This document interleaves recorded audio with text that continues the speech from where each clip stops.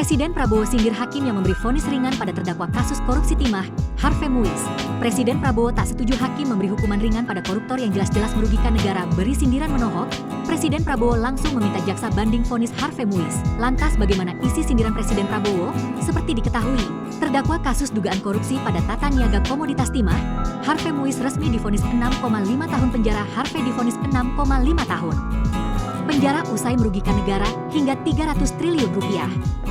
Mengadili, menyatakan terdakwa Harvey Muiz secara sah dan meyakinkan melakukan tindak pidana korupsi secara bersama-sama dan sudah merugikan negara mencapai 300 miliar rupiah, kata Ketua Majelis Hakim Eko Arianto pada 31 Desember 2024. 2. Menjatuhkan hukuman pidana kepada terdakwa Harvey Muiz selama 6 tahun dan 6 bulan penjara dengan denda 1 miliar rupiah jika tidak dibayarkan diganti dengan kurungan penjara selama 6 bulan.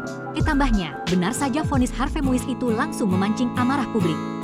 Publik menilai hukuman itu terlalu ringan untuk pelaku yang sudah merugikan negara hingga 300 rupiah triliun. Tak hanya publik, Presiden Prabowo rupanya juga tak setuju dengan vonis ringan tersebut, dilansir dari akun Instagram Lambe Turah pada 30 Desember 2024, Presiden Prabowo blak-blakan menyindir hakim yang memberi vonis ringan pada Harvey Muiz. Menurut Presiden Prabowo, pelaku yang jelas-jelas merugikan negara harus dihukum berat. Saya mohon ya kalau sudah jelas melanggar mengakibatkan kerugian triliunnya semua unsur lah, terutama juga hakim-hakim yang vonisnya jangan terlalu ringan lah. Nanti dibilang Prabowo enggak ngerti hukum lagi, ujar Prabowo. Tak hanya itu, ia juga menyindir para napi koruptor yang hidup enak di balik jeruji besi. Menurut Presiden Prabowo, kini masyarakat juga sudah mengerti hukum. Oleh karena itu, kasus korupsi harusnya diadili dengan tegas oleh hakim.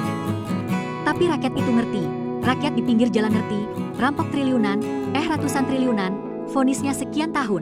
Nanti jangan-jangan dipenjara pakai AC punya kulkas, pakai TV, ucapnya. Di akhir kalimatnya, Prabowo meminta agar Jaksa Agung melakukan banding atas vonis tersebut. Tak main-main, Prabowo ingin agar para pelaku yang merugikan negara dipenjara hingga 50 tahun. Tentu saja, hal itu untuk memberi efek jera bagi para koruptor. Tolong Menteri Pemasyarakatan ya, Jaksa Agung, naik banding enggak? Naik banding ya? Naik banding, vonisnya ya 50 tahun begitu kira-kira. Pungkasnya, mengetahui hal itu, netizen langsung ramai memberi dukungan. Banyak yang setuju dengan perintah Presiden Prabowo tersebut.